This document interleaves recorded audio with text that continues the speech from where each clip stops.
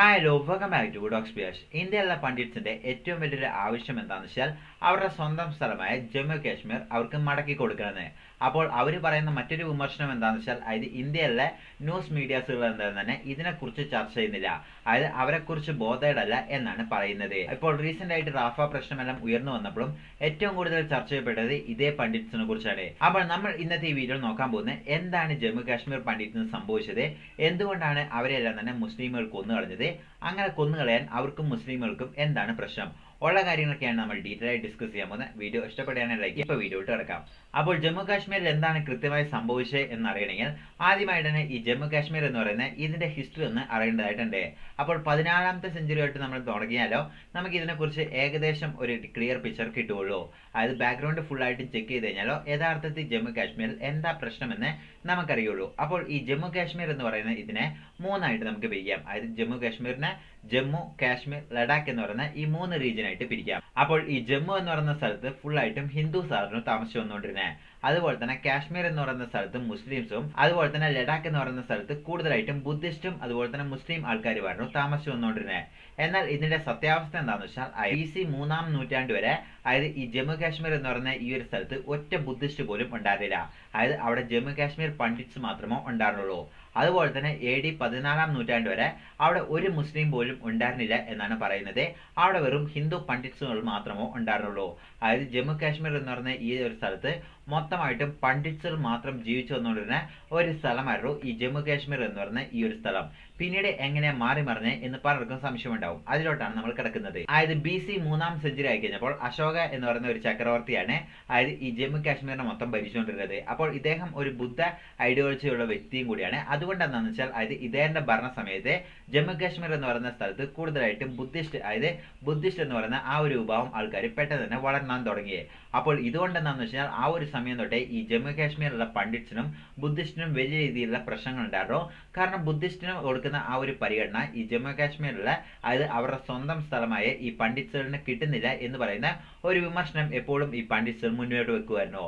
അപ്പോൾ ആ ഒരു രീതിയിൽ അങ്ങനെ പോയിക്കൊണ്ടിരിക്കുമ്പോഴാണ് AD 14ാമത്തെ നൂറ്റാണ്ടെല്ലാം ആയിക്കഴിഞ്ഞപ്പോൾ ടിബറ്റിൽ നിന്ന് 3 ആൾക്കാർ അതായത് 3 മുസ്ലിം ഫോളോവേഴ്സ് ഇവിടെ എത്തുകയും അവിടെയുള്ള ഹിന്ദുക്കളും അതുപോലെ തന്നെ ബുദ്ധിസ്റ്റ് പലരെയെല്ലാം തന്നെ അവർ കൺവിൻസ് ചെയ്ത് അവർ ഇസ്ലാം എന്ന് പറയുന്ന ആ ഒരു മതത്തിലോട്ട് മെല്ലെ മെല്ലെ മാറ്റാൻ ശ്രമിക്കുന്നു. അതിൽ അവർ ഏകദേശം സക്സസ്ഫുൾ ആയി എന്നാണ് പറയുന്നത്. അങ്ങനെ ഇരിക്കുമ്പോൾ കുറച്ച് വർഷങ്ങൾ കഴിഞ്ഞ് കഴിഞ്ഞപ്പോൾ തന്നെ അതായത് ഏകദേശം 50,000-ഓളം മുസ്ലിമുകൾ അവിടെ എത്തുന്നു. അപ്പോൾ ഈ 50,000 മുസ്ലിം എത്തിയത് അതായത് മുൻപ് വന്നവരെ ഇസ്ലാം എന്ന് പറയുന്ന മതത്തിനെ വളർത്താനായിരുന്നു മുൻപ് ഈ ജമ്മു കാശ്മീർ എന്ന് പറയുന്ന സ്ഥലത്തോട്ട് 3 പേര് എത്തിയത്. പക്ഷേ ഈ 50,000 പേര് അവിടെ എത്തിയത് അതായത് 50,000 ഉണ്ട് എന്ന് പറയുന്നുണ്ട്. പക്ഷേ ഈ 50,000 എന്ന് പറയുന്ന എണ്ണം സംഖ്യം ഉറപ്പല്ല. പക്ഷെ കുറെ അധികം ആൾക്കാർ അവിടെ എത്തുന്നു. അപ്പോൾ ഇവരായിരുന്നു വെച്ചാൽ അതായത് ഇത് ഇസ്ലാം എന്ന് പറയുന്ന ആ ഒരു മതത്തിനെ വളർത്താൻ വന്നവരല്ല. അതായത് ഇവരെല്ലാം തന്നെ സൈനികരായിരുന്നു. അതായത് സുൽത്താൻ ദുലിച്ച എന്ന് പറയുന്ന ആ രാജാവിന്റെ സൈനികരായിരുന്നു ഇവരെല്ലാം വന്നത്.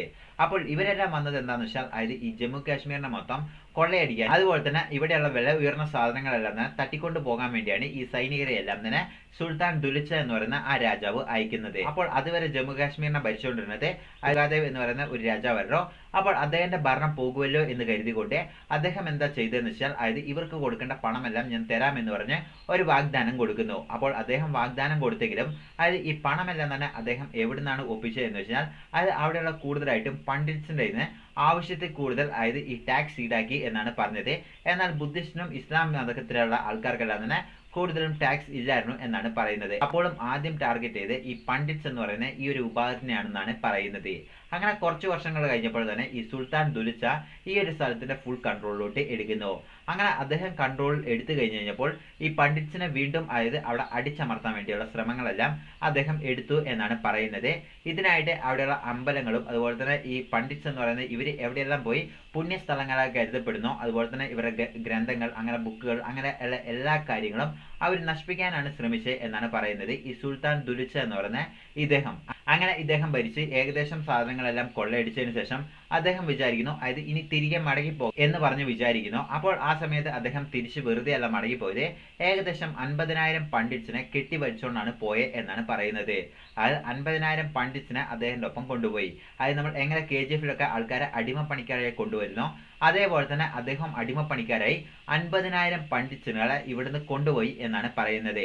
ഇതാണ് ആദ്യമായിട്ട് അതായത് പണ്ഡിറ്റ്സിനെ ജമ്മു കാശ്മീരിന് ഏകദേശം ഇത്ര ശതമാനം അധികം പണ്ഡിറ്റ്സിനെ ഒരുമിച്ച് അതായത് ജമ്മു കാശ്മീരിന് നാട് കടത്തുന്നത്. അത് നാട് കടത്തുന്നില്ല, ദുരുച്ച എന്ന് പറയുന്ന ആ രാജാവ് ഫോഴ്സ്ഫുൾ ആയിട്ട് ഇവരെ കൊണ്ടുപോവുകയായിരുന്നു ചെയ്തിരുന്നത്. ഇത് നടക്കുന്നത് 14-ാം നൂറ്റാണ്ടിലാണെങ്കിലും എന്നാൽ 20-ാം നൂറ്റാണ്ടിൽ അതായത് നമുക്ക് ഇൻഡിപെൻഡൻസ് കിട്ടിയതിനു ശേഷം ഏകദേശം 3 ലക്ഷം പണ്ഡിറ്റ്സിനെയാണ് ഇതേ ജമ്മു കാശ്മീരിൽ നിന്ന് നാട് കടത്തിയത്. അതായത് ഏകദേശം 6% പണ്ഡിറ്റ്സുകളെ അവിടെ നിന്ന് പുറത്താക്കി എന്നാണ് പറയുന്നത്.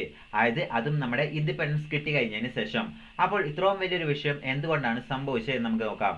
അതായത് നമുക്ക് ഇൻഡിപെൻഡൻസ് കിട്ടുന്ന ആ ഒരു സമയത്ത് പാകിസ്ഥാൻ എന്ന് പറയുന്ന ആ ഒരു രാജ്യം സ്പ്ലിറ്റായി 2 രാജ്യങ്ങളായി മാറുന്നു. ഒന്ന് പാകിസ്ഥാൻ, ഒന്ന് ഇന്ത്യ. അപ്പോഴുണ്ടായിരുന്ന ബ്രിട്ടീഷ് കേണലെല്ലാം തന്നെ അതായത് ഇന്ത്യയുടെ കൂടെ ജോയിൻ ചെയ്യാതെയും പാകിസ്ഥാന്റെ കൂടെ ജോയിൻ ചെയ്യാതെയും ചെറിയ ചെറിയ പ്രോവിൻസ് ഉണ്ടായിരുന്നു ഈ ജമ്മു കാശ്മീർ പോലെ സ്ഥലങ്ങൾ. അപ്പോൾ ഈ ജമ്മു കാശ്മീരിനെ ഭരിച്ചുകൊണ്ടിരുന്നത് ഹരിസിംഗ് എന്ന് പറയുന്ന മഹാരാജാവായിരുന്നു. അപ്പോൾ അവിടെ കൂടുതലായിട്ടും മുസ്ലിം പോപ്പുലേഷൻ ഉണ്ടെങ്കിലും അത് ഹരിസിംഗ് എന്ന് പറയുന്ന ഇദ്ദേഹമായിരുന്നു ഭരിച്ചുകൊണ്ടിരുന്നത്. അതായത് അവിടെയുള്ള പണ്ഡിറ്റ്സ് ആയിക്കോട്ടെ, ബുദ്ധിസ്റ്റ് ആയിക്കോട്ടെ, അതുപോലെ തന്നെ മുസ്ലിം ആയിക്കോട്ടെ, ആർക്കും ഒരു പരിഗണന കൊടുക്കുന്നില്ല. ഇദ്ദേഹത്തിന്റെ സൊഫിസ്റ്റിക്കേഷനും ഇദ്ദേഹത്തിന്റെ ലക്സറി ലൈഫ് മാത്രമോ ഇദ്ദേഹം നോക്കുന്നുണ്ടായിരുന്നുള്ളൂ. അതായത് ഇദ്ദേഹം മറ്റു ഒരു കാര്യത്തിനെ കുറിച്ചും വറീഡ് ആയിരുന്നില്ല. അതുപോലെ തന്നെ അവരെന്ത് ചെയ്താലും എനിക്കൊരു കുഴപ്പമില്ല എന്നുള്ള ഒരു മനോഭാവമായിരുന്നു ഈ ഹരിസിംഗ് എന്ന് പറയുന്ന ഈ ഒരു മഹാരാജാവിന് ഉണ്ടായിരുന്നത്. അപ്പോൾ അതുവരെ നമ്മൾ കാശ്മീരിന്റെ ജോഗ്രഫിയും ഹിസ്റ്ററി എല്ലാം എടുത്തു നോക്കുകയാണെങ്കിൽ കാശ്മീർ എന്ന് പറയുന്ന ഈ ഒരു സ്ഥലത്തിന്റെ കൂടുതൽ സ്ഥലവും അതായത് കൂടുതൽ പ്രോപ്പർട്ടിയും ഈ പണ്ഡിറ്റ്സ് എന്ന് പറയുന്ന ഈ ഒരു വിഭാഗം ആൾക്കാരുടെ കയ്യിലായിരുന്നു ഉണ്ടായിരുന്നത്. ഇതിന്റെ കാരണം വേറൊന്നുമല്ല, ഈ പണ്ഡിറ്റ്സ് ആണ് ഇവിടെ പൂർവികർ. അപ്പോൾ അവരിങ്ങനെ ജനറേഷൻ ആയിട്ട് അവരിങ്ങനെ കൈമാറി വരുന്നതുകൊണ്ടാണ് അവരുടെ കയ്യിൽ ഉണ്ടായിരുന്നത്. അപ്പോൾ അവിടെ പുതിയതായി വന്ന ഈ ഇസ്ലാമും അതുപോലെ തന്നെ മറ്റു മതത്തിലുള്ള ആൾക്കാരെല്ലാം തന്നെ ഈ പണ്ഡിറ്റ്സുകളുടെ അതായത് വീട്ടിൽ പണിയെടുക്കാനും അതുപോലെ തന്നെ അതായത് അവർക്ക് പണിക്കാരായിട്ടായിരുന്നു പണിയെടുത്തുകൊണ്ടിരുന്നത് എന്നാണ് പറയുന്നത്. അപ്പോൾ അങ്ങനെ ഇരിക്കുമ്പോഴാണ് ഒരു പയ്യൻ അതായത് ഷെയ്ഖ് അബ്ദുള്ള എന്ന് പറയുന്ന അദ്ദേഹം വിചാരിക്കുന്നു, നമ്മൾ എന്തിനാണ് ഈ പണ്ഡിറ്റ്സിന് ഇത്രമാത്രം അതായത് പണ്ഡിറ്റ്സിന് വേണ്ടി പണിയെടുത്ത് കൊടുക്കുന്നത്, നമുക്കും ഇവിടെ സെപ്പറേറ്റ് ആയിട്ട് റൈറ്റ്സ് വേണം എന്ന് വിചാരിച്ചുകൊണ്ട് അദ്ദേഹം അവിടെയുള്ള അതായത് മുസ്ലിം ആൾക്കാരെയും അതുപോലെ തന്നെ ഈ പണ്ഡിറ്റ്സ് ഒഴിച്ച് ബാക്കി ബുദ്ധിസ്റ്റ് അങ്ങനെ മറ്റു മതത്തിലുള്ള ആൾക്കാരെല്ലാം തന്നെ ഒരുമിച്ച് ചേർന്ന് ഒരു ഫെഡറേഷൻ പോലെ രൂപീകരിക്കുന്നു. അതിനുശേഷം അവർ പറയുന്നു, അതായത് രാജാവ് ഹരിസിംഗിനെ കണ്ടതിന് ശേഷം നമുക്ക് അതായത് ഈ കാര്യങ്ങളെല്ലാം നമ്മുടെ പ്രശ്നങ്ങളെല്ലാം പറയാം, എന്നിട്ട് അദ്ദേഹത്തിന്റെ അടുത്ത് ഈ ഒരു പ്രോപ്പർ സൊല്യൂഷൻ വേണമെന്ന് ആവശ്യപ്പെടാം എന്ന് പറഞ്ഞു. പക്ഷെ അദ്ദേഹത്തിനെ കാണാൻ പോയ ആൾക്കാരിൽ 20 പേരെ അദ്ദേഹം കൊന്നുകളയുന്നു. അദ്ദേഹമല്ല, അദ്ദേഹത്തിന്റെ സെക്യൂരിറ്റി ഫോഴ്സ് ഉള്ളിൽ പോലും കിടത്താതെ 20 പേരോളം കൊന്നുകളയുന്നു. അതുപോലെ തന്നെ കുറേയധികം ആൾക്കാരെ തടവിലാക്കുന്നു. അപ്പോൾ ആ ഒരു സമയത്ത് ഈ ഷെയ്ഖ് അബ്ദുള്ള എന്ന് പറയുന്ന ഇദ്ദേഹം തിരിച്ചു വന്നതിന് ശേഷം അതായത് ഇനി ഇങ്ങനെ വിട്ടാൽ പറ്റില്ല എന്ന് പറഞ്ഞ് എല്ലാവരെയും കൂടെ ഒരുമിച്ച് ചേർത്താനുള്ള ആ ഒരു രീതിയിൽ അതായത് ആ ഒരു എഫോർട്ടെല്ലാം എടുക്കുന്നു. അങ്ങനെ ഏകദേശം എല്ലാവരെയും ഒരുമിച്ച് അതായത് ഒരു ഫെഡറേഷൻ എല്ലാം രൂപീകരിച്ച് ഈ ഒരു അതായത് ഗവൺമെന്റിനെതിരെയും അതുപോലെ തന്നെ അവിടെയുള്ള ഭരണകൂട്ടത്തിനെതിരെയും അതുപോലെ തന്നെ അവിടെയുള്ള പണ്ഡിറ്റ്സിനെതിരെയും ഉള്ള ശക്തമായ അതായത് വിമർശനങ്ങളെല്ലാം ഉയർത്താൻ തുടങ്ങി. അപ്പോൾ ആ ഒരു സമയത്തായിരുന്നു ഇന്ത്യക്ക് ഇൻഡിപെൻഡൻസ് കിട്ടുന്നതെല്ലാം. അപ്പോൾ ആ ഒരു സമയത്ത് ഇൻഡിപെൻഡൻസ് കിട്ടിയ അതായത് കുറച്ച് മാസങ്ങൾ കൊണ്ട് തന്നെ ഈ പാകിസ്ഥാനിലുള്ള അതായത് പാകിസ്ഥാൻ ലീഡേഴ്സ് എല്ലാം തന്നെ അവരുടെ ടെററിസ്റ്റ് ഗ്രൂപ്പുകളിലെല്ലാം തന്നെ അതായത് ഈ ജമ്മു കാശ്മീർ ആ ഒരു സ്ഥലത്തോട്ട് അവർ അയക്കാൻ തുടങ്ങി. അതായത് അവർ പറയുന്ന ട്രൈബൽസ് എന്നാൽ അത് ടെററിസ്റ്റ് ആൾക്കാരായിരുന്നു ആ ഒരു സ്ഥലത്തോട്ട് വന്ന് അവർ അവിടെ മെല്ലെ പിടിച്ചെടുക്കാൻ തുടങ്ങി. അപ്പോൾ ഇതുകൊണ്ട് ഈ ഹരിസിംഗ് എന്ന് പറയുന്ന ഈ ഒരു മഹാരാജാവ് വിചാരിക്കുന്നു, അതായത് ഇനിയും ഇങ്ങനെ നിൽക്കുകയാണെങ്കിൽ പാകിസ്ഥാന്റെ കൈവശം ഇത് മൊത്തം പോകും, അതുപോലെ തന്നെ തന്റെ സ്വത്തും സ്ഥലങ്ങളെല്ലാം തന്നെ പാകിസ്ഥാന്റെ കൈവശം പോകുമെന്ന് ഹരിസിംഗ് വിചാരിക്കുന്നു. ഉടനെ തന്നെ ഇന്ത്യയുമായിട്ട് ഒരു സഹായം ചോദിക്കുന്നു. അപ്പോൾ ഇന്ത്യയും പറയുന്നു, അതായത് ഞങ്ങൾ സഹായിക്കാനൊക്കെ റെഡിയാണ്, പക്ഷെ ഞങ്ങൾ പറയുന്ന കുറച്ച് ഡിമാൻഡുകൾ നിങ്ങൾ അക്സെപ്റ്റ് ചെയ്യണം. അതായത് ഇതിൽ നിന്ന് അതായത് പാകിസ്ഥാനെ മൊത്തം ഞങ്ങൾ പുറത്തു കടത്താം, പക്ഷേ ഈ ഒരു സ്ഥലം അതായത് ഈ ജമ്മു കാശ്മീർ എന്ന് പറയുന്ന ഈ ഒരു സ്ഥലം ഇന്ത്യയുടെ കൂടെ ജോയിൻ ചെയ്യണം എന്ന് പറയുന്നു. അപ്പോൾ ഇന്ത്യയുടെ കൂടെ ജോയിൻ ചെയ്യണം എന്നുള്ള ഈ ഒരു തീരുമാനം വന്നു കഴിഞ്ഞപ്പോൾ ഷെയ്ഖ് അബ്ദുള്ള എന്ന് പറയുന്ന ഇദ്ദേഹത്തിന്റെ ഒരു പ്രഷർ കാരണം കൂടിയാണ് ഈ ഹരിസിംഗ് എന്ന് പറയുന്ന ഇദ്ദേഹം ഇന്ത്യയുടെ കൂടെ ജോയിൻ ചെയ്യാൻ തയ്യാറായേ എന്നാണ് പറയുന്നത്. പക്ഷേ ഇത് കൺഫേം ആയ ന്യൂസ് അല്ല. അപ്പോൾ ഇങ്ങനെ അതായത് ഈ ഷെയ്ഖ് അബ്ദുള്ള എന്ന് പറയുന്ന ഇദ്ദേഹത്തിനും അതുപോലെ തന്നെ പണ്ഡിറ്റ് ജവഹർലാൽ നെഹ്റുവിനും ഒരു റിലേഷൻ ഉണ്ടായിരുന്നു എന്നാണ് പലരും പറയുന്നത്. അപ്പോൾ ഹരിസിംഗും പറയുന്നു, ശരി ഞാൻ ഇന്ത്യയിലൂടെ ജോയിൻ ചെയ്യാം, പക്ഷെ ഞങ്ങൾക്ക് കുറച്ച് പരിഗണനകൾ വേണം. അതായത് ഞങ്ങൾക്ക് സെപ്പറേറ്റ് ആയിട്ട് ഒരു രാജ്യം പോലെ ഞങ്ങളെ കാണണം, അതുപോലെ തന്നെ ഞങ്ങളുടെ അതായത് ഈ കൾച്ചറും ട്രഡീഷനും എല്ലാം വേറെയാണ്. അപ്പോൾ ഇന്ത്യൻ്റെ കൂടെ ഞങ്ങൾക്ക് ഡയറക്റ്റ് മിക്സ് ആക്കരുത് എന്ന് പറഞ്ഞ് കുറച്ച് ഡിമാൻഡുകൾ വെക്കുന്നു. അപ്പോൾ ഭരിച്ചുകൊണ്ടിരുന്ന ജവഹർലാൽ നെഹ്റുവും സർദാർ വല്ലഭായ് പട്ടേലൊക്കെ തന്നെ ഇതിനെ അക്സെപ്റ്റ് ചെയ്തിട്ടാണ് ആർട്ടിക്കിൾ 370 ഇവിടെ ഇംപ്ലിമെന്റ് ചെയ്യുന്നത്. അപ്പോൾ ആർട്ടിക്കിൾ 370 പ്രകാരം അതായത് ജമ്മു കാശ്മീർ എന്ന് പറയുന്ന ഇന്ത്യയുടെ ഒരു ഭാഗമാണ്, പക്ഷേ ഇവർക്ക് സെപ്പറേറ്റ് ആയിട്ട് പ്രൈം മിനിസ്റ്റർ ഉണ്ട്, അതുപോലെ തന്നെ കോൺസ്റ്റിറ്റ്യൂഷൻ ഉണ്ട്, അതുപോലെ തന്നെ ഫ്ലാഗ് ഉണ്ട്. ഇങ്ങനെ കുറേയധികം പരിഗണന കൊടുത്തുകൊണ്ടാണ് അന്ന് ജമ്മു കാശ്മീരിനെ ഇന്ത്യയിലൂടെ ജോയിൻ ആക്കുന്നത്. അപ്പോൾ ജമ്മു കാശ്മീരിന് ഇങ്ങനെ കുറെ പ്രിവിലേജുകൾ കൊടുക്കുമ്പോൾ അവിടെയുള്ള ഹിന്ദു ഫെഡറേഷൻ എല്ലാം വിചാരിക്കുന്നു നമുക്ക് എന്തുകൊണ്ടാണ് ഇത്രയും വലിയ പ്രിവിലേജ് എല്ലാം തന്നെ, ഇതിന്റെ ആവശ്യമില്ല, നമ്മൾ ഇന്ത്യൻസ് ആണ്, നമ്മൾ ഇന്ത്യൻ്റെ കൂടെയാണ് ജോയിൻ ചെയ്യുന്നത്, അപ്പോൾ നമ്മൾ മറ്റ് സ്റ്റേറ്റിനെ എങ്ങനെ കാണുന്നോ അതേ രീതിയിൽ തന്നെ മതി എന്ന് പറഞ്ഞ് അവിടെയുള്ള ഹിന്ദു ഫെഡറേഷനുള്ള ആൾക്കാരെല്ലാം തന്നെ സമരം ചെയ്യാൻ തുടങ്ങി. പിന്നീട് ആൾക്കാർ പറയുന്നത് അതായത് ഈ സമരത്തിന്റെ പിന്നിൽ RSSന്റെ ഐഡിയോളജിയും കൂടെ ഉണ്ട് എന്നാണ് പറയുന്നത്. അതായത് RSS കാരണമാണ് അവിടെയുള്ള ഹിന്ദു ഫെഡറേഷനെല്ലാം തന്നെ ഇങ്ങനെ സമരം ചെയ്തത് എന്ന് പറയുന്ന ഒരു അൺഒഫീഷ്യൽ റിപ്പോർട്ട് എല്ലാം തന്നെ പിന്നീട് വന്നതുമാണ്. അങ്ങനെ ഇരിക്കുമ്പോഴാണ് ജമ്മു കാശ്മീർ അതായത് ഈ പണ്ഡിറ്റ്സിനെ ഒഴിച്ച് ബാക്കിയുള്ള അതായത് ഈ മുസ്ലിമുള്ള ആൾക്കാരെല്ലാം വിചാരിക്കുന്നു അതായത് ഇന്ത്യൻ്റെ കൂടെ നമ്മൾ ഫുള്ളായും ജോയിൻ ചെയ്യണമെങ്കിൽ നമ്മുടെ റൈറ്റ്സ് കുറയും, അപ്പോൾ എന്തുകൊണ്ടും ആർട്ടിക്കിൾ 370 വേണം എന്ന് പറഞ്ഞ് അവർ ഈ ആർട്ടിക്കിൾ 370 സപ്പോർട്ടും ചെയ്തു. അങ്ങനെ ഒഫീഷ്യലി ആർട്ടിക്കിൾ 370 എല്ലാം കൊടുത്ത് ഇന്ത്യയിലൂടെ ജമ്മു കാശ്മീർ ജോയിൻ ആവുന്നു. 1965 ആയി കഴിഞ്ഞപ്പോൾ ഈ ജമ്മു കാശ്മീർ കുറെ ഇസ്ലാമിക് ഫെഡറേഷൻ എല്ലാം ഉയർന്നു വരുന്നു. അവരെല്ലാം തന്നെ അതായത് ഞങ്ങൾക്ക് പാകിസ്ഥാന്റെ കൂടെയും ജോയിൻ ചെയ്യേണ്ട, ഇന്ത്യൻ്റെ കൂടെയും ജോയിൻ ചെയ്യേണ്ട, ജമ്മു കാശ്മീർ എന്ന് പറഞ്ഞ ഈ ഒരു സ്ഥലം മൊത്തം സെപ്പറേറ്റ് ഒരു രാജ്യമായി ഡിക്ലെയർ ചെയ്യണം. അപ്പോൾ ഇങ്ങനെ അതായത് ഇവരിങ്ങനെ ഇന്ത്യൻ ഗവൺമെന്റിനെതിരെ പോരാടുമ്പോൾ പാകിസ്ഥാൻ വിചാരിക്കുന്നു അതായത് ഇത് ഒരു കൃത്യമായി നമ്മൾ ഉപയോഗിക്കുകയാണെങ്കിൽ നമുക്ക് ജമ്മു കാശ്മീർ കിട്ടും എന്ന് വിചാരിച്ചുകൊണ്ട് ഇങ്ങനെ വളർന്നു വരുന്ന സംഘടനയ്ക്കെല്ലാം തന്നെ ആയുധങ്ങളും വെപ്പൺസും ഫുഡും അതുപോലെ തന്നെ വസ്ത്രങ്ങളും എല്ലാം തന്നെ കൊടുക്കാൻ ഈ പാകിസ്ഥാനിലുള്ള ISISഉം അതുപോലെ തന്നെ പാകിസ്ഥാൻ ഗവൺമെന്റ് തന്നെ തയ്യാറായി എന്നാണ് പറയുന്നത്.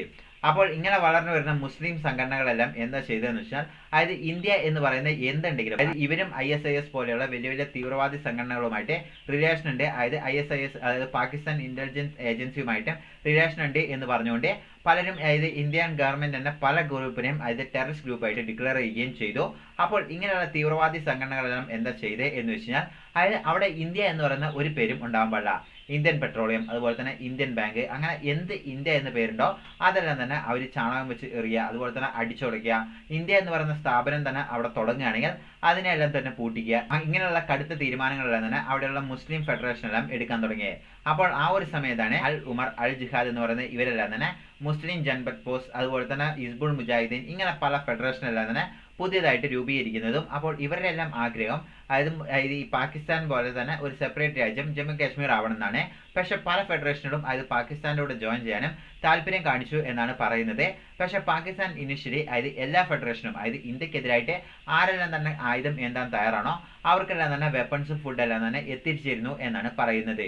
അങ്ങനെ ഇരിക്കുമ്പോഴാണ് അവിടെ ഉണ്ടായിരുന്ന BJPന്റെ സ്റ്റേറ്റ് ലീഡറായ തികാലാൽ തപൂൽ എന്ന് പറയുന്ന അദ്ദേഹത്തിനെ കൊന്നുകളയുന്നത്. അപ്പോൾ ഇത് വലിയൊരു പ്രശ്നമായി മാറിയിരുന്നു. കാരണം എന്താണെന്ന് വെച്ചാൽ അതായത് അവിടെയുള്ള ഹിന്ദുക്കൾക്കെല്ലാം തന്നെ കൂടുതലും ഭയം വരാൻ തുടങ്ങി. 1989 സെപ്റ്റംബർ 14 ആയി കഴിഞ്ഞപ്പോൾ അൽ മുജാഹിദീൻ ഗ്രൂപ്പിന്റെ ലീഡറായ അദ്ദേഹം പുറത്തു പോയിട്ട് ഏകദേശം 15 പണ്ഡിറ്റ്സിനാണ് അറ്റ് എ ടൈം കൊന്നുകളയുന്നത്. അപ്പോൾ ഈ 15 പണ്ഡിറ്റ്സിനെ ഒരുമിച്ച് കൊന്നു കഴിഞ്ഞപ്പോൾ അവിടെയുള്ള പണ്ഡിറ്റ്സിന്റെ ഉള്ളിലെല്ലാം തന്നെ ഭയം വരാൻ തുടങ്ങി. അതായത് ഇനി നമ്മൾ ഇവിടെ നിൽക്കുകയാണെങ്കിൽ നമ്മളെയും നിങ്ങളെ കൊന്നുകളയുമോ എന്നുള്ളൊരു പേടി അവിടെയുള്ള പണ്ഡിറ്റ്സിന്റെ മനസ്സിലാണ് ഉയർന്നു വരാൻ തുടങ്ങി. അതുകൊണ്ട് തന്നെ പല പണ്ഡിറ്റ്സും വീട്ടിൽ നിന്ന് പുറത്തു കിടക്കാൻ തന്നെ പേടിച്ചിരുന്നു എന്നാണ് പറയുന്നത്. അതിൻ്റെ ഒപ്പം തന്നെ ഈ BJPന്റെ സ്റ്റേറ്റ് ലീഡറിനെയും കൊന്നു കളഞ്ഞപ്പോൾ അതായത് അവിടെയുള്ള ഹിന്ദുക്കൾക്കെല്ലാം തന്നെ ജീവിക്കാൻ അനുകൂലമായ സാഹചര്യം അല്ലായിരുന്നു എന്നാണ് പലരും പറയുന്നത്. അതായത് അവിടെയുള്ള ഹിന്ദുസ് എല്ലാം തന്നെ പിന്നീട് റിപ്പോർട്ട് ചെയ്യപ്പെട്ടിരുന്നത്. പിന്നീട് കാശ്മീർ വിറ്റ്നസ് ചെയ്തത് ഏറ്റവും വലിയ വയലൻസിനെയായിരുന്നു. അതായത് അവിടെയുള്ള പണ്ഡിറ്റ്സ് എന്നുള്ളൊരു വാക്ക് കേട്ട് കഴിഞ്ഞാൽ അതായത് ഞാനിപ്പോൾ പണ്ഡിറ്റ്സ് ആണെന്ന് പറഞ്ഞു കഴിഞ്ഞാൽ അവിടെ എക്കണോമിസ്റ്റ് ആവാം, നിങ്ങൾ അതായത് ടീച്ചർ ആവാം, സ്റ്റുഡന്റ് ആവാം, അതുപോലെ തന്നെ ഹൗസ് വൈഫ്, അങ്ങനെ പല പൊസിഷനിലുണ്ടെങ്കിലും നിങ്ങൾ ആരാണെങ്കിലും വേണ്ടിയില്ല, ചെറിയ കോച്ച് തൊട്ട് മുതിർന്നവർ വരെ അങ്ങനെ എല്ലാവരും ഈ മുസ്ലിം ഫെഡറേഷൻ അതായത് മുസ്ലിം തീവ്രവാദി സംഘടനകളെല്ലാം തന്നെ ഇവരെ കൊന്നൊടുക്കിയിരുന്നു എന്നാണ് പറയുന്നത്. അതായത് ഇവരെല്ലാം തന്നെ കൊന്നുകൊണ്ടേയിരുന്നു. ഡെയിലി ഇത്ര എമൗണ്ട് ഉള്ള ആൾക്കാരെല്ലാം തന്നെ കൊന്നുകൊണ്ടേയിരുന്നു. അപ്പോൾ ഇതെല്ലാം തന്നെ അവിടെയുള്ള പണ്ഡിറ്റ്സുള്ള ആൾക്കാരെല്ലാം തന്നെ ഏറ്റവും കൂടുതൽ ഭയം വിധിച്ചിരുന്നു. ഇതുകൊണ്ട് പലരും പുറത്തു വരാനും കുറെ ദിവസങ്ങൾ തന്നെ വീടിൻ്റെ ഉള്ളിൽ തന്നെ അടച്ചിരുന്നു എന്നാണ് പറയുന്നത്. എങ്കിൽ പോലും രക്ഷയില്ല. അതായത് ഇവർ വീടെല്ലാം തന്നെ പൊളിച്ചുള്ളിൽ കയറിയും കുറെ ആൾക്കാരെ കൊലപ്പെടുത്തിയിരുന്നു എന്നാണ് പറയുന്നത്. അങ്ങനെ ഒരു തരത്തിലും പീസ് കൊണ്ടുവരാൻ പറ്റാത്ത ആ ഒരു സാഹചര്യത്തിലോട്ട് എത്തുന്നു. അപ്പോൾ സ്റ്റേറ്റിന്റെ കൺട്രോൾ മൊത്തം പോകുന്നു. അതായത് പണ്ഡിറ്റ്സിനെ എവിടെ കണ്ടു കഴിഞ്ഞാലും ഈ തീവ്രവാദി സംഘടനകളെല്ലാം തന്നെ ഇവരെ കൊന്നുകളയുന്ന ആ ഒരു സാഹചര്യത്തിലോട്ട് എത്തി. അതായത് ഇവരെ വീട്ടിൽ കയറി കൊല്ലാനും ഒക്കെ ഇവർ മടിക്കാതെ ആവാൻ തുടങ്ങി. അങ്ങനെ ഓരോ ദിവസം കൂടുന്തോറും അവിടെയുള്ള പണ്ഡിറ്റ്സിന്റെ അവിടെയുള്ള ആൾക്കാരെല്ലാം തന്നെ മരിക്കാനും അതുപോലെ തന്നെ അവർക്കെല്ലാം തന്നെ പേടി വരാനും തുടങ്ങി. അപ്പോൾ ആ സ്ഥലം അതായത് ഈ സ്റ്റേറ്റിനെ മൊത്തം ഭരിച്ചുകൊണ്ടിരുന്നത് ഷെയ്ഖ് അബ്ദുൾ ഫറൂഖ് എന്ന് പറയുന്ന അദ്ദേഹമായിരുന്നു. പക്ഷെ അദ്ദേഹത്തിന്റെ പോലീസിനെ കൊണ്ടോ അല്ലെങ്കിൽ അദ്ദേഹത്തിന്റെ സെപ്പറേറ്റ് ഫോഴ്സിനെ കൊണ്ടോ ഇവരെ കൺട്രോൾ ചെയ്യാൻ പറ്റിയില്ല. ഈ തീവ്രവാദി സംഘടനയെല്ലാം തന്നെ ഉള്ളിലോട്ട് വരാൻ തുടങ്ങി. ഇത് കൂടാതെ കുറെ ISIS എന്ന് പറഞ്ഞ കുറെ ട്രെയിനിങ് എടുത്ത തീവ്രവാദി സംഘടനകളെല്ലാം തന്നെ ഇതിന്റെ ഉള്ളിലോട്ട് അത് കൂടുതലായിട്ടും വരാൻ തുടങ്ങി എന്നാണ് പറയുന്നത്. അത് പാകിസ്ഥാനിന് കുറേയധികം സംഘടനകൾ ഇവർക്ക് ഹെൽപ്പ് ചെയ്തുകൊണ്ടിരുന്നു എന്നാണ് പറഞ്ഞുകൊണ്ടിരുന്നത്. കാരണം അവർക്കും കാശ്മീരിൽ എപ്പോഴും ഒരു പീസ്ഫുൾ ഉണ്ടാവാൻ പാടില്ല. അത് തന്നെയാണ് ഇപ്പോഴും പാകിസ്ഥാൻ ശ്രമിച്ചുകൊണ്ടിരിക്കുന്നത്. ജമ്മു കാശ്മീരിൽ എപ്പോഴൊക്കെ സമാധാനമുണ്ടോ അപ്പോഴെല്ലാം തന്നെ പാകിസ്ഥാൻ എന്തെങ്കിലും തീവ്രവാദി ആക്രമണത്തിനെല്ലാം തന്നെ അവർ എപ്പോഴും മുതിരാൻ മടിക്കാത്ത ഒരു രാജ്യം തന്നെയാണ് ഈ പാകിസ്ഥാൻ. പുതിയ പുതിയ ഗവർണറിനെ അങ്ങനെ ആരെയൊക്കെ അപ്പോയിന്റ്മെന്റ് ചെയ്തിട്ടും ഇവിടെ ഒരു തരത്തിലും ഇവിടെ കൺട്രോൾ ചെയ്യാൻ പറ്റുന്നില്ല. പണ്ഡിറ്റ്സിനെ ഇങ്ങനെ കൊല്ലുന്ന എണ്ണം മാത്രം കൂടിക്കൊണ്ടേ ഇരുന്നു. അപ്പോഴാണ് ക്യാബിനറ്റിൽ ഒരു ചോദ്യം വരുന്നത്, ഇനി ആരവിടെ കൺട്രോൾ ചെയ്യുന്നത്? അപ്പോഴാണ് എല്ലാവരും ജഗൻമോഹൻ എന്ന് പറയുന്ന അദ്ദേഹത്തിന്റെ പേര് ഇനിഷ്യേറ്റ് ചെയ്യുന്നത്. അപ്പോൾ ഇദ്ദേഹം ആരായിരുന്നു എന്ന് വെച്ചാൽ മുൻപ് കോൺഗ്രസിൽ വർക്ക് ചെയ്ത ആളായിരുന്നു. പിന്നീട് കോൺഗ്രസിന്റെ ഐഡിയോളജി ഇഷ്ടപ്പെട്ടില്ല എന്ന് പറഞ്ഞ് BJP ജോയിൻ ചെയ്ത ആളായിരുന്നു ഈ ജഗൻമോഹൻ എന്ന് പറയുന്ന ഇദ്ദേഹം. അപ്പോൾ ഇദ്ദേഹം അവിടുത്തെ സ്റ്റേറ്റ് ഗവർണറായിട്ട് ഡിക്ലെയർ ചെയ്യുന്നു. അപ്പോൾ സ്റ്റേറ്റ് ഗവർണറായി ഇദ്ദേഹം അവിടെ പോയി പദവി ഏൽക്കുന്നതും അപ്പോൾ അവിടെ ഫുള്ളായിട്ടും എവിടെ നോക്കിയാലും ഈ പണ്ഡിറ്റ്സിനെ കൊല്ലുന്ന മാത്രമോ കാണുന്നുള്ളൂ. അപ്പോൾ ഇദ്ദേഹം ആദ്യം ചെയ്തതെന്ന് വെച്ചാൽ അവിടെയുള്ള പോലീസിനോട് പറഞ്ഞു ജമ്മു കാശ്മീരിലെ എല്ലാ മുസ്ലിം വീടുകളും പോയി ഫുള്ളായിട്ടും റെയ്ഡ് ചെയ്യണം. അപ്പോൾ റെയ്ഡ് ചെയ്തിട്ട് ഗണ്ണോ അങ്ങനെ വെപ്പണോ എന്തെങ്കിലും കിട്ടുകയാണെങ്കിൽ അത് മൊത്തം ഗവൺമെന്റിനടുത്ത് തിരിച്ചു കൊണ്ടുവരണം, പിടിച്ചെടുത്ത് കൊണ്ടുവരണം എന്നുള്ള ആദ്യത്തെ ഓർഡർ ഇഷ്യൂ ചെയ്യുന്നു. അപ്പോൾ എവിടെ വേണേലും ഈ പോലീസിന് റെയ്ഡ് ചെയ്യാം എന്ന് പറയുന്ന ഒരു അംഗീകാരം കൊടുക്കുന്നു. അപ്പോൾ ആരെയും ഈ പോലീസിനോട് ചോദിച്ചു കഴിഞ്ഞാൽ ഇത് ഗവർണറുടെ ഓർഡറാണെന്ന് പറഞ്ഞേക്ക് എന്ന് പറയുന്നു. ഇതിനെതിരെ ശക്തമായി പ്രതിഷേധിക്കണം എന്ന് പറഞ്ഞ് അവർ പ്രതിഷേധത്തിന് റോഡിലോട്ടെല്ലാം വരുന്നു. പക്ഷേ അപ്പോൾ മുൻപുണ്ടായിരുന്ന പോലെയല്ല. അപ്പോൾ എല്ലായിടത്തും മിനി ആർമീനെ തന്നെ ഡിപ്ലോയ് ചെയ്തിട്ടുണ്ടായിരുന്നു. ഇവരെന്തേലും ഇവർ ആർമീനെയോ അല്ലെങ്കിൽ പോലീസിനോ പ്രൊവോക്ക് ചെയ്യുക അല്ലെങ്കിൽ പോലീസിനെതിരെ കല്ലേറോ ഒക്കെ ഉണ്ടെങ്കിൽ അവരെ വെടിവെക്കാൻ വരെ ഉള്ള ഓർഡർ വരെ കൊടുത്തിട്ടായിരുന്നു പല മിനി ആർമീനെയും അവിടെ ലോഞ്ച് ചെയ്തത്. അപ്പോൾ ഇവരെല്ലാം തന്നെ എന്നും ആ ഒരു കാലഘട്ടങ്ങൾ 1989 ആ ഒരു കാലഘട്ടങ്ങളെല്ലാം എടുത്തു നോക്കുകയാണെങ്കിൽ ഡെയിലി ആർമിയും അതുപോലെ തന്നെ അവിടെയുള്ള ജനങ്ങളുമായിട്ട് ഡെയിലി സംഘർഷം ഉണ്ടാവുകയും അതിൽ കുറേയധികം ആർമി സൈഡിൽ നിന്നും കുറേയധികം ആൾക്കാർ മരണപ്പെടും, അതുപോലെ തന്നെ ജനങ്ങളും കുറേയധികം മരണപ്പെടുന്നതായിരുന്നു ഡെയിലി സിനാരിയോ ആയിട്ട് അവിടെ ഉണ്ടായിരുന്നത്. ഈ ശ്രീനഗർ എന്ന് പറയുന്ന ഈ സ്ഥലത്തെല്ലാം തന്നെ കുറെ വട്ടം മുസ്ലിം ഫെഡറേഷനെല്ലാം തന്നെ ഡെയിലി ഈ പ്രതിഷേധങ്ങളെല്ലാം അറിയിക്കുകയും അതുപോലെ തന്നെ കല്ലേറെല്ലാം ഉണ്ടായിരുന്നു. അപ്പോൾ ആ സാഹചര്യത്തിലെല്ലാം തന്നെ കുറെ അധികം ആൾക്കാർ മരണപ്പെടുന്നു. പക്ഷേ എന്താണെന്ന് വെച്ചാൽ അവിടെയുള്ള മുസ്ലിംസ് ആണ് ഇങ്ങനെ പ്രൊട്ടസ്റ്റ് ചെയ്യുന്നത്. പക്ഷേ തീവ്രവാദി സംഘടനകളെല്ലാം തന്നെ മെയിൻ അജണ്ട എന്തായിരുന്നു എന്ന് വെച്ചാൽ ജമ്മു കാശ്മീർ എന്ന് പറയുന്ന ഈ ഒരു സ്ഥലത്ത് പണ്ഡിറ്റ് ഉണ്ടാവാൻ പാടില്ല എന്നുള്ളതായിരുന്നു. ഇങ്ങനെയുള്ള നിയന്ത്രണങ്ങളെല്ലാം വരുത്തിയെങ്കിലും അവർ പണ്ഡിറ്റ്സിനെ വീണ്ടും പണ്ഡിറ്റ്സ് എവിടെ ഉണ്ടെന്ന് അറിഞ്ഞാലും അവരവിടെ പോയി കൊല്ലുന്ന ആ ഒരു ഇത് തന്നെ ആ മെന്റാലിറ്റിയിൽ നിന്ന് അവർ ഇറങ്ങി വന്നില്ല. അങ്ങനെ പണ്ഡിറ്റ്സിനെ കൊന്നുകൊണ്ടേ ഇരുന്നു. അങ്ങനെ ആ ഒരു സാഹചര്യത്തിൽ എത്തിക്കഴിഞ്ഞപ്പോൾ പണ്ഡിറ്റ്സ് വിചാരിക്കുന്നു ഇനി ഇവിടെ നിന്ന് കഴിഞ്ഞാൽ നമ്മൾ എന്തായാലും ഇവിടെ ഫുള്ളായും ചത്തു തീരേണ്ടി വരും. അല്ലാണ്ട് നമുക്ക് എന്ത് തന്നെ ഗവൺമെന്റിൽ മാറ്റം വന്നുകൊണ്ടും നമുക്ക് ഒന്നും തന്നെ സംഭവിക്കാൻ പോകില്ല. അതുകൊണ്ട് നമ്മൾ ഇവിടെ നിന്ന് പോകാം എന്ന് പറയുന്ന ഒരു തീരുമാനത്തിലോട്ട് എത്തുന്നു. അങ്ങനെ അവർ മെല്ലെ ഈ കാശ്മീർ വിട്ട് ഡൽഹിയിലോട്ടും പഞ്ചാബിലോട്ടും അങ്ങനെയുള്ള സ്ഥലങ്ങളിലോട്ടല്ലേ തന്നെ അവർ മെല്ലെ നീങ്ങാൻ തുടങ്ങി. അപ്പോൾ ഇതിന്റെ കണക്കുകൾ എടുത്തു നോക്കുകയാണെങ്കിൽ 1941 ഏകദേശം 15% ഇവിടെ ഈ ജമ്മു കാശ്മീരിന്റെ മൊത്തം സ്ഥലത്തെ പണ്ഡിറ്റ്സ് എന്ന് പറയുന്ന ഈ ഒരു വിഭാഗം ആൾക്കാർ തന്നെയായിരുന്നു. പിന്നീട് 2000 ആയി കഴിഞ്ഞപ്പോൾ വെറും 1% പണ്ഡിറ്റ്സ് മാത്രമാണ് ജമ്മു കാശ്മീർ എന്ന് പറയുന്ന ഈ ഒരു സ്ഥലത്ത് മൊത്തം ഉണ്ടായിരുന്നുള്ളൂ എന്നാണ് പറയുന്നത്. പിന്നീട് 2000 തൊട്ട് 15 വരെ 2008 തൊട്ട് 15 വരെ കാലഘട്ടങ്ങൾ എടുത്തു നോക്കുകയാണെങ്കിൽ 0.01% മാത്രമോ ഇപ്പോൾ പണ്ഡിറ്റ്സ് ഈ ജമ്മു കാശ്മീർ എന്ന് പറയുന്ന സ്ഥലത്ത് ജീവിക്കുന്നുള്ളൂ എന്നാണ് പറയുന്നത്. അപ്പോൾ ഇതിനെ കുറേയധികം വിമർശനങ്ങൾ പറയുന്നുണ്ട്. ഈ ജഗൻമോഹൻ എന്ന് പറയുന്ന ഇദ്ദേഹം അറിഞ്ഞു പണ്ഡിറ്റ്സിനോടെല്ലാം തന്നെ ഈ ജമ്മു കാശ്മീർ പോകാൻ പറഞ്ഞിരുന്നു. കാരണം എന്താണെന്ന് വെച്ചാൽ അദ്ദേഹത്തിന് മുസ്ലിമുകളെ കൊന്നൊടുക്കണമെങ്കിൽ ഈ പണ്ഡിറ്റ്സ് എന്ന് പറയുന്നത് ഇവർ അവിടെ ഉണ്ടാവാൻ പാടില്ലായിരുന്നു. അതുകൊണ്ടാണ് ഈ പണ്ഡിറ്റ്സ് എല്ലാം തന്നെ അവിടെ നിന്ന് പോയേ എന്ന് പലരും പറയുന്നുണ്ട്. പക്ഷെ പണ്ഡിറ്റ്സിന്റെ ഭാഗത്ത് നിന്ന് അവർ പറയുന്നത് എന്താണെന്ന് വെച്ചാൽ ഞങ്ങൾ അവിടെ നിന്നുണ്ടായിരുന്നെങ്കിൽ ഈ ഒരു ഇതേ കണക്കിൽ തന്നെ ഞങ്ങളെ കൊന്നു കൊടുത്തേനെ, ഞങ്ങൾക്ക് ജീവനോടെ തന്നെ ഇരിക്കാൻ പറ്റില്ല. അതുകൊണ്ടാണ് ഞങ്ങൾ ഇറങ്ങി വന്നത്. അല്ലാണ്ട് ഞങ്ങൾ ആരോടും ഞങ്ങളെ ആരും ആവശ്യപ്പെട്ടിട്ടില്ല ജമ്മു കാശ്മീരിൽ നിന്ന് ഇറങ്ങിപ്പോവാന്ന്. അപ്പോൾ ജമ്മു കാശ്മീരിൽ നിന്ന് ഇങ്ങനെ 3 ലക്ഷത്തോളം ആൾക്കാർ ഇറങ്ങിപ്പോയി കഴിഞ്ഞപ്പോൾ അവരുടെ സ്ഥലങ്ങൾ ഈ പണ്ഡിറ്റ്സ് എന്ന് പറഞ്ഞ ഇവരുടെ സ്ഥലമായിരുന്നു. ഈ ജമ്മു കാശ്മീർ എന്ന് പറഞ്ഞ ഈ ഒരു സ്ഥലത്തിന്റെ ഫുൾ സിഗ്നിഫിക്കൻസും ഈ പണ്ഡിറ്റ്സ് എന്ന് പറയുന്നത് ഇവരുടെയാണ്. പണ്ഡിറ്റ്സ് എന്ന് പറയുന്നത് ഇവരുടെ സ്വന്തം സ്ഥലമാണ് ഈ ജമ്മു കാശ്മീർ എന്ന് പറയുന്ന ഇത്. അപ്പോൾ അവിടെ നിന്ന് സ്വന്തം രാജ്യത്തു നിന്നും അതുപോലെ തന്നെ സ്വന്തം സ്ഥലത്തു നിന്നാണ് അവർ ഇറങ്ങി പോകുന്നത് ഡൽഹി, പഞ്ചാബ് തുടങ്ങിയ സ്ഥലങ്ങളിലോട്ട്. അപ്പോൾ അവിടെ ഉണ്ടായിരുന്ന അവർ അവിടുന്ന് പോകുമ്പോൾ അവരുടെ വസ്ത്രം അതുപോലെ തന്നെ അവരുടെ വീട്, പറമ്പ് ഇങ്ങനെയുള്ള എല്ലാ കാര്യങ്ങളും അവരവിടെ ഉപേക്ഷിച്ചിട്ടാണ് അവർ മറ്റ് സംസ്ഥാനങ്ങളിലോട്ടല്ല തന്നെ അവിടുന്ന് ആ ഒരു കാലഘട്ടങ്ങളിൽ നീങ്ങിയത്. 1989-90 ആ കാലഘട്ടങ്ങളിലെല്ലാം തന്നെ അവർ അവിടെ നിന്ന് ഇറങ്ങി വന്നു. പക്ഷെ മറ്റ് സംസ്ഥാനങ്ങളിലെല്ലാം പോകുമ്പോൾ അവർക്ക് ആ ജമ്മു കാശ്മീരിൽ കിട്ടിയ ആ പരിഗണന കിട്ടുന്നില്ല. അവരെ ഹോസ്റ്റേജസ് പോലെയാണ് കരുതാകുന്നത്. അതുപോലെ തന്നെ അവർക്ക് ഈ ജമ്മു കാശ്മീർ എന്ന് നോക്കുകയാണെങ്കിൽ എപ്പോഴും കൂടുതലായിട്ടും കൃഷിയും മറ്റു കാര്യങ്ങളെല്ലാം ചെയ്ത് ജീവിക്കുന്ന ഒരു സ്ഥലമാണ്. അത്രമാത്രം ബ്യൂട്ടിഫുൾ ആയ ഒരു സ്ഥലമാണ്. ആപ്പിൾ കൃഷിയെല്ലാം തന്നെ കൂടുതലും ഈ ജമ്മു കാശ്മീരാണ്. അപ്പോൾ ഇവർക്ക് മറ്റ് സ്ഥലങ്ങളിൽ വന്നപ്പോൾ ഇവർക്ക് മര്യാദയ്ക്ക് ജോബ് കിട്ടുന്നില്ല. ഇങ്ങനെ കുറേയധികം പ്രശ്നങ്ങളുണ്ട്. ഈ പണ്ഡിറ്റ്സ് അവിടെ കിടന്ന് കഷ്ടപ്പെടുകയായിരുന്നു എന്നാണ് പണ്ഡിറ്റ്സിന്റെ ഭാഗം പറയുന്നത്. അപ്പോൾ അതുപോലെ തന്നെ 1990 ആയി കഴിഞ്ഞപ്പോൾ തന്നെ ഏകദേശം അവിടെയുള്ള കലാപങ്ങളെല്ലാം ഒതുക്കിക്കൊണ്ട് ഈ ജഗൻമോഹൻ എന്ന് പറഞ്ഞ ഇദ്ദേഹം അവിടുന്ന് റിസൈൻ ചെയ്തു. അതിനുശേഷം പിന്നീട് വീണ്ടും പുതിയൊരാളെ അപ്പോയിന്റ്മെന്റ് ചെയ്യുന്നു. ഗിരീഷ് ചന്ദ്ര സക്സേന എന്ന് പറഞ്ഞ അദ്ദേഹത്തെ വീണ്ടും അപ്പോയിന്റ്മെന്റ് ചെയ്യുന്നു. അപ്പോൾ അദ്ദേഹം എന്താ ചെയ്തതെന്ന് വെച്ചാൽ അദ്ദേഹം വിചാരിക്കുന്നത് അവിടെ ചെല്ലുമ്പോൾ തന്നെ ഫുള്ളായിട്ടും പ്രതിഷേധങ്ങളും അതുപോലെ തന്നെ കല്ലേറൊക്കെ ആയിരിക്കും എന്ന് പറഞ്ഞുകൊണ്ടാണ് ഇത് അദ്ദേഹം തന്നെ പറഞ്ഞ കാര്യമാണ്. അങ്ങനെ പ്രതീക്ഷയാണ് പോയത്. പക്ഷേ അവിടെ പണ്ഡിറ്റ്സ് ഒന്നും ഇല്ലാത്തതുകൊണ്ട് തന്നെ അവിടെ പോയി കഴിഞ്ഞപ്പോൾ എവിടെ നോക്കിയാലും ശാന്തി സമാധാനം വരുമോ, കാരണം ഫുൾ മുസ്ലിമായി മാറിയിരുന്നു. അപ്പോൾ അവിടെയുള്ള മുസ്ലിം എല്ലാം തന്നെ പണ്ഡിറ്റ്സിനോടായിരുന്നു ഈ ഏറ്റവും വലിയ ശത്രുത ഉണ്ടായിരുന്നത്. അവരവിടെ നിന്ന് ഇറങ്ങിപ്പോയി കഴിഞ്ഞപ്പോൾ തന്നെ അവിടെയുള്ള മുസ്ലിം ഫെഡറേഷൻ എല്ലാം തന്നെ ഒതുങ്ങി എന്നാണ് പറയുന്നത്. ഈ ജമ്മു കാശ്മീരിൽ നിന്ന് ആ പണ്ഡിറ്റ്സ് മൊത്തം ഇറങ്ങി പോന്നിട്ട് ഏകദേശം ഈ പണ്ഡിറ്റ്സ് ഹോളോകോസ്റ്റ് എന്ന് പറയുന്ന ആ സംഭവം നടന്നിട്ട് ഏകദേശം 33 വർഷങ്ങളോളം പിന്നിട്ടിരിക്കുന്നു. അപ്പോൾ ഇപ്പോൾ വീണ്ടും പണ്ഡിറ്റ്സിന്റെ ആവശ്യം എന്താണെന്ന് വെച്ചാൽ 2015 മോഡി സർക്കാർ വരുമ്പോഴെല്ലാം തന്നെ ഈ പണ്ഡിറ്റ്സ് ഏറ്റവും കൂടുതൽ ആവശ്യപ്പെട്ടത് ഞങ്ങൾക്ക് തിരിച്ചും ഈ ഒരു സ്ഥലത്ത് പോയി ജീവിക്കാനുള്ള ആ ഒരു അനുവാദം ഞങ്ങൾക്ക് കിട്ടണം. ഇത്ര സ്ഥലങ്ങൾ ഞങ്ങൾക്ക് തരികയാണെങ്കിൽ ഞങ്ങൾ നിങ്ങൾക്ക് സപ്പോർട്ട് ചെയ്യാം എന്ന് പറയുന്ന ഒരു ഇതൊക്കെ ഉണ്ടായിരുന്നു.